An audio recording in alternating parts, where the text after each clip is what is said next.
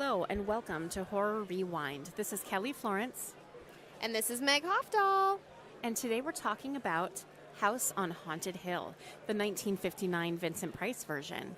There was a remake in, was it 1999? Yeah, 1999 with Jeffrey Rush. Yes. And Famke Jensen and all those people. Did you see that one? I did, yeah. I think, no, I was just going to say I saw that one first. I didn't. What am I talking about? But I think when I saw it, I didn't even, make the connection right away from the old one because it's so different.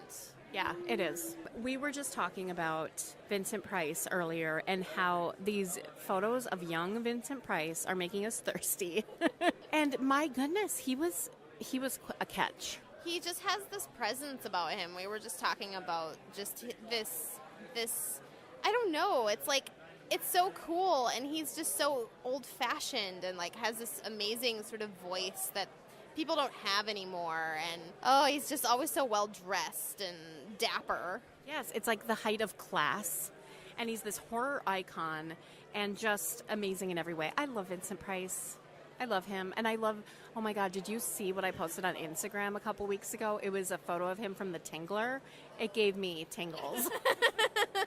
I know, it's funny how I loved Vincent Price so much as a child, but again, I didn't have a crush on him, and now I'm like, oh, hi there, Vincent.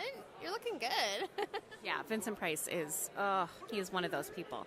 So we are recording again at Crypticon, so everyone, full disclosure here, because we have time to see each other and sit with each other, and we're getting some recording done. Meg, anything new to say about where we are, what we've been up to? Well, just earlier when I was going to walk over to the bathroom, I accidentally pretty much knocked into Jerry from The Walking Dead, so that was kind of fun. That's awesome. And there was a man in all black laying on a dark carpet just in the middle of the aisle. I don't know what for, but I tripped over him, and he probably saw my dress. Maybe that was his goal. I don't know. Only at Crypticon. So it's been a fun weekend, though. There, again, is so much amazing cosplay, and it's fun to see cosplay from just horror, because a lot of times when we see cosplay, it's from all sorts of things, which is fine, but horror-themed cosplay, and it's the best. We saw Lizzie Borden earlier, that's my favorite so far. It's amazing. I think your Halloween costume as Lizzie Borden of You and Your Little is my favorite, but... All right, I'll take it. So adorable. So we are busy here, and we were just talking about how we probably won't be to another con until next spring, just because of life and how busy it is. Plus, if you are familiar with Minnesota weather, you know the driving gets a little more difficult in the winter, and it's not as fun. We don't want to die on our way to a con, so we're gonna stay home and stay snug in our respective towns. Yes. But let us know if you are attending conventions. We want to hear what your experiences are, who you're meeting, and all the fun that you're up to. So shout out to us on social media or call into our Anchor station and let us know. So a few facts about House on Haunted Hill. It came out, as I said, in 1959. It has a 96% fresh rating on Rotten Tomatoes. Vincent Price, Carol Omart, and Richard Long are just a few of the stars in the movie. And it had this really cool live action element to the movie in movie theaters. Some movie theaters actually had a door open and an actual skeleton came out and it was dancing in front of the audience at some cinemas. I wish they would still do stuff like that. Can you imagine? So it's during the part, and I'm skipping to the end, but I want to mention at the top, when Vincent Price is controlling the skeleton to get his ex or his wife, they actually had a skeleton come out in some theaters, and people were running out. And so this movie is a William Castle movie, and if anybody saw Feud, which I did watch because Kelly told me on a fast forward, if anybody saw that, John Waters played him, I believe, right? And he sort of plays William Castle, who was into all these sort of ideas of kind of bringing that live action element. For instance, for The Tingler, they did the Tingles. Yes, so if you saw The Tingler, it's this thing that attaches to your spine, and apparently they set up certain chairs in the theater so it would vibrate or shock you, and people were screaming and jumping and thinking they were getting attacked by the tingler. That's amazing. I would love it. You know, I feel like they have some of those elements in like haunted houses where you have to sign a waiver and stuff happens to you, but you know what's going to happen to you. But back then, I don't think they had stuff like that, and you just like didn't know what was going to happen. That would have been awesome. I would pay extra. Yeah, it would be fun.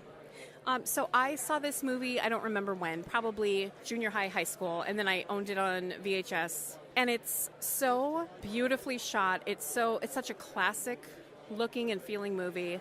But as you were saying, when we were just talking about it earlier, our kids would probably be bored out of their minds. Yeah, there are several movies that we've watched where I feel like our kids nowadays, those young kids, would just be like, oh, this is boring. There's too many slow moments. But when I was 10 watching it, I loved every moment. I know some people even avoid black and white movies because they don't like watching movies in black and white, or just older movies in general. So definitely the pacing may not be as fast as what we're used to, and it is originally in black and white. They do have a colorized version, though, also available on Amazon Prime right now. But don't watch colorized versions of movies. It's weird. It's just weird. I know. Like, what, do you really need to see color? Like, it's not that big of a deal. And it's, like, fake. I mean, so it's just, I don't know. Just don't support colorizing movies. I don't like it. Yeah, I just don't think it's worth it. So what do you think about the setup to this movie? Would you stay in this house on Haunted Hill for $10,000? Well, I think we all agree it would probably have to be more than $10,000 at this point, because this is a stranger who could probably murder you. I mean, that would be my main concern. I love these setups. I always talk about this because it's such an Agatha Christie setup of, like, strangers being brought together. I want more movies like this. I just love when strangers are together and they have to, like, work together to, like, figure out what's going on. And so, I don't know. I love the concept. Would I personally do it? I don't know. I'm just convinced everybody wants to murder me all the time. So if I went with you or like a group of people, I'd probably feel safer. Two things about this movie, and I'm just gonna skip ahead and talk about things that happen later in the movie, but the main woman's scream is piercing, and I like had to turn the volume way down because I was watching it late at night and I didn't want to scare my family half to death. And then the other thing, that old woman who, like, kind of floats, she's legit creepy. The old woman, I think, is the scariest part of the whole movie. When she comes in the first time, it's genuinely scary. I mean, they styled her perfectly. I did a little research, and you know how we were talking about poltergeist? We've talked about there's the curse of poltergeist. Well, there's some interesting deaths with the people that were in this movie. The first two, which aren't as interesting, he is Richard Long. He's like the main, like, Lance. Of course, his name is Lance guy. And he died when he was young. He died, I think, even before he turned 50 of a bad heart, okay? The doctor, the guy who plays the doctor, died on stage with Mae West. He literally died during a play, just fell down and died during his performance. But the most interesting one is Carolyn Craig, the one that you said has the scream. I need you guys to help me research this because there's, like, no information on it. She died when she was 36 of a gunshot wound, and I have chills right now, and there's one place I can find it says likely self-inflicted or might be self-inflicted, but other places just say gunshot wound. That is creepy and so weird. Okay. Yeah, let's look into this, fam. I tried, I went down this, Google path of trying to find articles about it, anything I could, and there's nothing. And I found other people trying to find information on it. Her name is Carolyn Craig. I would love if somebody, has some sort of research ability or they know where to look. I would just love to even just find an article about what happened. There has to be some old newspaper articles that came out in Hollywood at the time because, she was in this movie, but she was also on television series and things like that. So it must have been a big deal when she was shot to death. So I'd love to know, was it suicide or was it murder? Something I always find fascinating in these old movies is they're there to stay overnight, and the women have these tiny little suitcases. And it's like, what are you putting in there? I mean, I guess they have their sleeping clothes, but do they have clothes for the next day and all their toiletries? Like, what's going on? It's like these tiny little petite valise or something. Yeah. Yeah, I know. That actually struck me too. I remember like sort of fantasizing about how fun it would be to like go stay in a house like that, and they'd be like, this is your room, and it was like this beautiful room and everything. But I was the kind of kid who fantasized about Vincent Price movies, so I guess that says a lot about me. Okay, what do you think about his wife? I realize that she's the bad guy, quote unquote, right? Because whatever, but she's painted as a villain vixen, and that's not enough. That's not okay. That's no reason to murder her. No, I don't think she deserved to be murdered. I mean, she faked her own death, but she didn't murder anyone, right? So, what do you think about the vat of acid that's still there in the basement? Yeah, that's problematic. It's not childproof for sure. Yeah. I love that. I love when he like takes the rat and puts the rat in there and it like bubbles up and the little rat skeleton comes up. So here's what I thought a couple times during this movie, and I like this movie, so I don't mean this in a bad way, but this movie came out 1 year before Psycho. And I was like, that almost made me appreciate Psycho more in the sense of how groundbreaking and different it was than the typical horror movies, Yeah, I didn't even think about that. 59. I felt like this was an older movie than that. So, yeah, it definitely has an older school vibe than 1959. And to think how Psycho changed the game for horror. Wow. Amazing. Couple little tidbits I like from House on Haunted Hill. I love the little coffin boxes that they give everybody a gun in. I think that's really cute and clever. And, you know what else this reminded me of? It's not the same. But being in this big mansion and funny things start happening. Did you ever watch Haunted Honeymoon with Gene Wilder? And Gilda Radner. Oh, my God. We'll do that one. Don't worry, guys. We're going to do it. Oh, my God. Yes! But that just reminded me of it, because remember, like, they're all in the rooms. And, I mean, I guess Rocky Horror Picture Show is a similar thing. There's a lot of that go with this theme and Clue. But I just love it so much. It is perfect. This setup and what you would do. Some facts about House on Haunted Hill. It had a budget of $200,000 and it made $1.5 million at the box office. It says exterior shots of the house were filmed at the historic Frank Lloyd Wright designed Ennis House in Los Feliz, California, but the bulk of the film, of course, was shot on sound stages, as was done a lot in the time. So the film was known best for its promotional gimmick. I was talking about that skeleton coming out, and they called it Emergo, and when the plastic skeleton would fly over the audience. What do you think of the ending? Because I always felt like it was kind of an abrupt ending. I mean, it's not as abrupt as like American Werewolf in London or anything, but I felt like it was, I need more murders. That's exactly what I was just going to say. As I grab the microphone, I'm like, more murder! Yeah, it was way too abrupt, and I didn't remember that more people didn't die.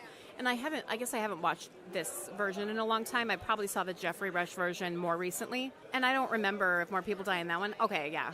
But, it's all sort of innocent, and the big reveal is the skeleton at the end. And it all seems so innocent, like when we think about Norman Bates in comparison. Exactly. You can see why the what do you call them? The censor people were losing their freaking minds over Psycho, and just how audiences reacted to it, because I mean they were used to it's so proper. House on Haunted Hill is so proper. But I really encourage you guys to watch it, because if you haven't seen it, I think it's a great example of a Vincent Price movie, and he's a good guy in this movie, which he doesn't always get to be, which is kind of fun. I mean, I guess you could argue that he kills his wife at the end, so maybe he's not good. Actually, maybe I just ruined my argument. Your argument is invalid, but I don't know. I still love him, even when he plays bad guys. He plays them so well. He, of course, is the voice in Thriller, the spoken voice, and that was part of my childhood. And he was on the Muppets, and he was in all of these iconic Edgar Allan Poe adaptations that I also had on VHS, and it just felt like he's part of my DNA. I love him in The Fly. I've talked about this many times, but when I was a kid and I went to Blockbuster, I would just flip movies over and see if Vincent Price was in them, because I knew if he was in it, then it was a movie I wanted to watch. And he was really that first actor that I, like, fangirled and was like, if he's in it, I will watch it, you know? So, oh my gosh. And when he's in Edward Scissorhands, oh my god. You guys. And all of the love, yeah, that hurts my heart. All of the references posthumously that people keep, you know, like naming characters Vincent in honor of him, or just having that tall, lanky mustache man. Oh, what a gift. He's a gift. I'm so thankful that we had him as long as we did. Vincent Price. And go Google some photos of young Vincent Price, y'all. You won't regret it. Yeah, who knew? Who knew he would be a sexual icon as well? The other thing about these old classic horror movies, or just classic movies in general, is that everyone just has this aesthetic. All the men wear suits, they all wear button-up shirts, all the women are in dresses or, you know, a skirt and jacket or shirt combo, and everyone is just perfectly coiffed all the time. I romanticize it all the time, and my mom's always like, oh, back in my day, you know, people always dressed up to, like, take a flight. So, like, everybody on the airplane was dressed beautifully and go to the movies. And as much as I romanticize it, I'm so glad I didn't live then, because I am a slob. And I really like to, like, have my own look. And I think I would, like, lose my mind if I had to wear, like, a beautiful skirt and dress every moment. I'm too lazy, but I love seeing it in movies. I was just reading this article about women's fashion and how it started evolving in the early 1900s, that there were some women, I think in London, who started wearing men's clothing as a way to protest the patriarchy. And then in Germany, at around the same time, women started cutting their hair short so that they wouldn't be as appealing to men, because they're like, leave us alone, men. And so then it was this notion that, oh, unless you have long hair, you're not attractive to men. And then the women were like, okay, fine, guess what? Like, I don't care. That's not what I'm about. And then in the 20s, it became, or throughout that, and then the 20s, it was that pixie cut and the flapper style. So my mom, and this was in the 1960s, so this was after House on Haunted Hill came out, my mom was fired for wearing pants. She worked in an airplane hangar where it was freezing, and she and all the other women decided to show up to work in pants, and they were all let go. And you just, like, think, well, this is my mom, not my great-great-grandma. Like, this was not that long ago. And, I mean, it's just insane to think about. That is nuts. I can't even believe it. A beer down. We have an emergency situation. A beer fell. We don't care about the carpet, we care about the beer. I think it's going to be okay.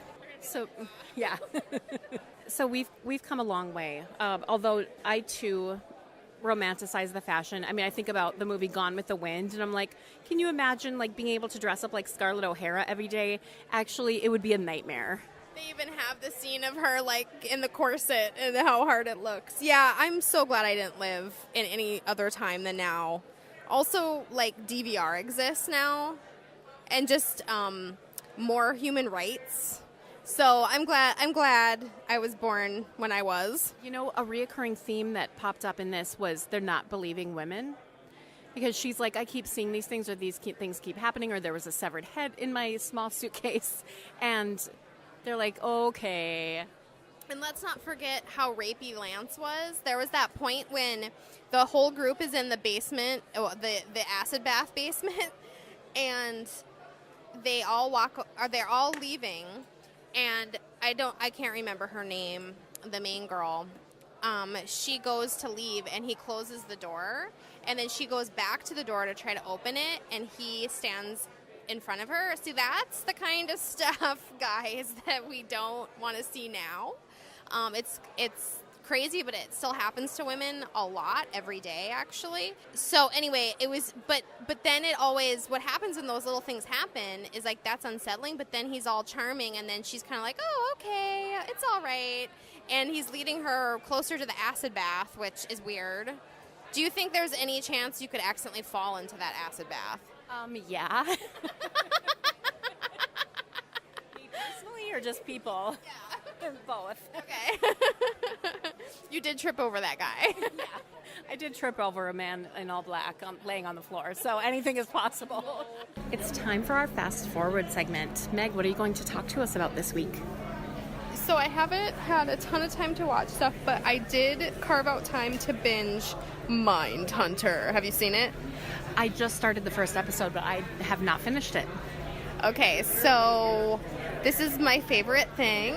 It is about true crime. It is about basically how they form the behavioral sciences unit of the FBI, and how before this time, and this is like in the 70s, they didn't even use the term serial killer. And so it's really about how these men learn and discover how learning from serial killers will make them be able to prevent serial killers from killing more people and catching them.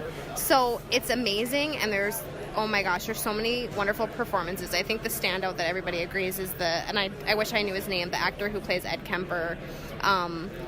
He's amazing. And there's actually female characters in it. They go out of their way to really implant some really great characters, one of which being played by Anna Torv, who you guys might know from Fringe, and she is a lesbian, and she is just like an amazing, fascinating character. And Anna Torv is this lesbian character, and she's dealing with that and like in the 70s and how that's affecting her career and her life.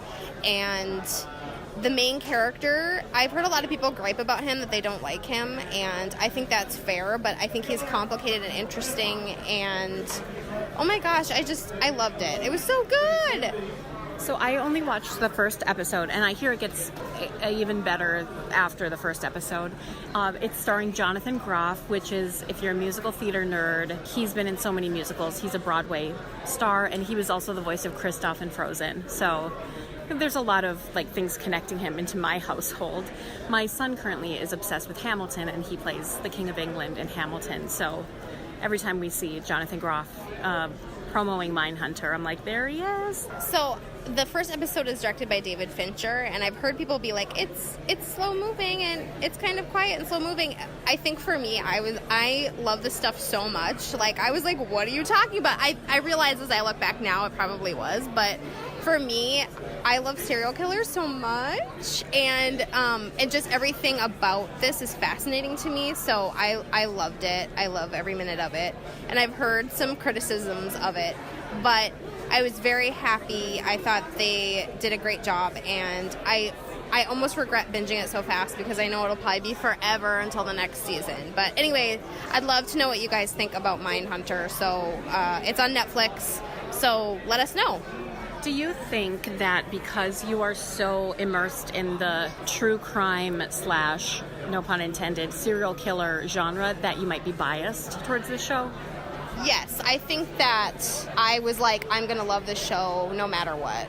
So yeah, I think I'm probably like, it was so good, and it's about serial killers and FBI, and this is so interesting. And so I probably can't stand back and be like, is this a good show or not? Because I've definitely heard people be like, oh, I'm not into it. And I, not for 1 minute, was not into it. So that's just me. Okay. Well, good to know. All right, we need to rank House on Haunted Hill and Mindhunter on a scale of 0 to 10. 0 being you hated it, 10 being it's a perfect movie / TV show. We need to get a scale, though. Should we do acid-ridden rat skeletons? Yeah. Not acid-ridden. Is that the right? Acid. Well, yeah, sure. So out of 0 to 10 acid-ridden rat skeletons, how many do you give House on Haunted Hill? I give it, and I hope this you don't read this the wrong way, but I give it like a 7.5 because it's good. It has Vincent Price in it. It's not my favorite Vincent Price movie, but it's really a good one to see, to sort of get into him. And it has a freaky, scary moment, but it's a little old-fashioned and a little buttoned up. Yeah, I would give it a 7. And I, too, I love Vincent Price. I love this movie. But, it probably won't satisfy a lot of new school horror fans or maybe younger fans. I don't know. We might just be lumping our kids in with, or our husbands in with people, assuming that people won't like it because they wouldn't like it, and that's not true. Maybe you'll love it, but I would give it a 7. Did I already say 7? Anyway, how about acid-ridden rat skeletons do you give Mindhunter? Okay, I give it 9 because it's really good, and I loved all the performances. I thought they chose such great people to be the real people, and I liked how the main character wasn't necessarily perfect. And my anticipation of it, I would give an 8. The first episode, there's a really intense scene right at the beginning, but then it does slow down, and I've just been too into Leftovers to continue. But an interesting Leftovers tie-in, a lot of people were mistaking Anna Torv for Carrie Coon, who's in The Leftovers and who's in Fargo. And so Carrie Coon actually had to change her Twitter description to not in Mindhunters because people kept tweeting at her about Mindhunters, thinking it was her. Oh, funny. Oh my gosh. Do you see them looking alike? No, I don't really get it. I don't know. But okay. I mean, wasn't there some actor who was like getting, who was it? Oh, when the whole Harvey Weinstein thing went down, what's that actor? That guy in Hairspray, Harvey something else. Do you know who I'm talking about? Harvey Firestein. Yeah, apparently like he was getting all these hate tweets. So, just fact check, especially before you send a hate tweet. Yes, that's always a good rule of thumb. So we hope you have enjoyed this episode of Horror Rewind. We want to hear your horror recommendations as always. Tweet us, tag us, call into our anchor station, and until next week, we will see you in the horror section. Bye, guys.